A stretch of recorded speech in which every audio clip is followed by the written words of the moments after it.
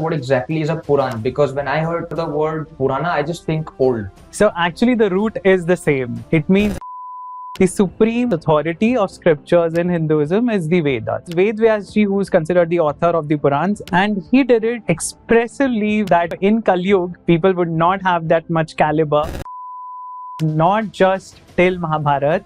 In the Kali Yuga, who will be the dynasties? Why don't they teach this in our schools? Even though the Britishers were aware of Vishnu Puran,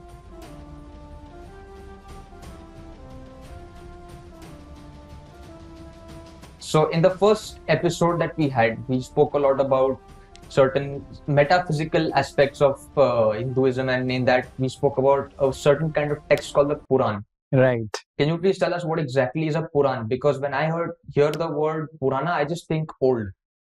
Right. So actually the root is the same, it means ancient. It means which is old, which has been existing, since eons. So Purans, if you remember our discussion, from the first podcast, there are different categories of text, first of all, right? The supreme or the highest authority of scriptures in Hinduism is the Vedas. So Vedas are 4 in number, and associated with each Veda is ancillary text like the Aranyaks, there's the Upanishads, and then come these are all Shruti, these are all visions that the ancient rishis had, the seers had. That's why they're called seers. They're not called authors of the Veda, they are seers. And post that, there's a lot of texts that were remembered, memory. So that's where the second classification comes, which is called Smriti. So from Smriti comes all these other texts, such as the Purans. Then there's the Itihas, which is Mahabharata and Ramayana, and then there's other, say, secular texts or non-religious texts, which are there in Sanskrit language, such as the epics by Kalidas, Bhat, and all these authors. So there's a lot of texts that are available in Hinduism, but all of them have a very specific purpose. And Vedas, they give you a lot of insight into ancient India. What were the beliefs of the people, what was the history, what was the geographical spread, what was the culture, what were the things that were important, what were the values that were important to Vedic people. And Upanishads talk about the metaphysics, which we discussed, in the first podcast. And Purans, they are meant for the masses. So all the, the pithy aphorisms of the Upanishads, or the hints that the Vedas give about certain stories, all of them are elaborated in the Purans. So that is the value of Purans, because Vedas, and see, now we have the translations available, but earlier you had to know Vedic Sanskrit. Yes. To understand, to read Vedas and to understand them. Not everybody was qualified to do that. Not everybody had the access to learning that kind of Sanskrit, right? So it was a very restricted domain. But Purans, they were written in a simpler language, and they were penned down primarily for the benefit of the masses. Because Vyasji, who is considered the author of the Purans as well as the Mahabharata, he's written down all the Purans. And he did it expressively with the view that, in Kali Yuga, people would not have that much caliber or that much intellect to understand the Vedas by themselves. So they will need supplementary texts. And that is why the same knowledge, the same principles, they are given in the Purans in the form of stories.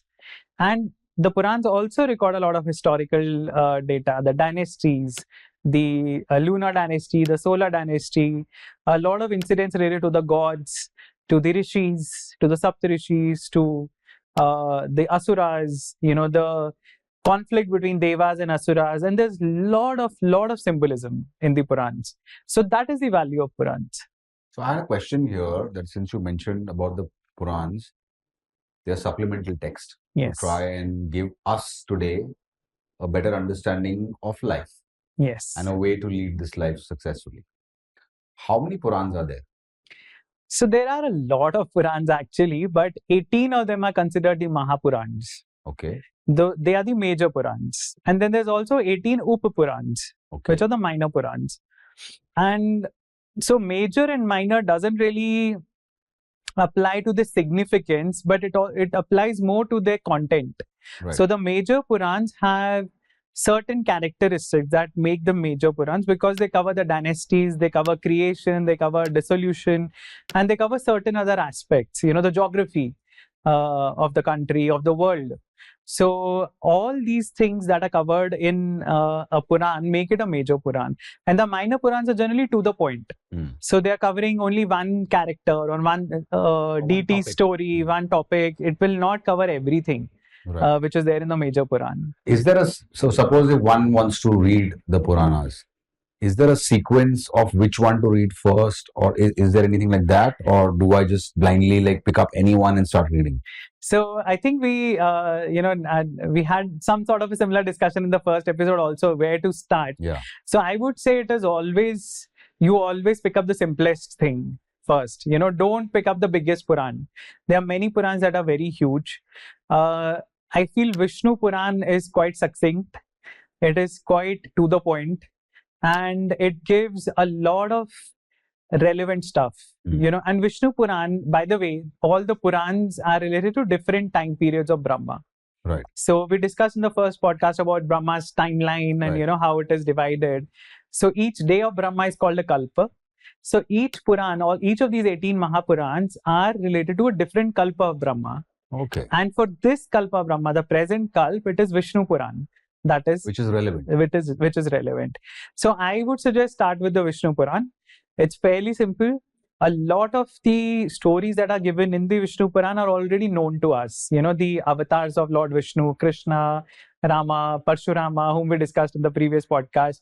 So many of these things, we are already aware of. So it is a little simpler to connect with. So I would say start there.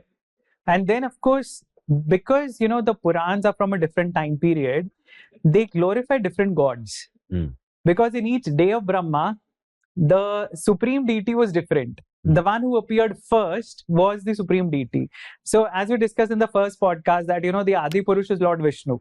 He came first in this kalpa.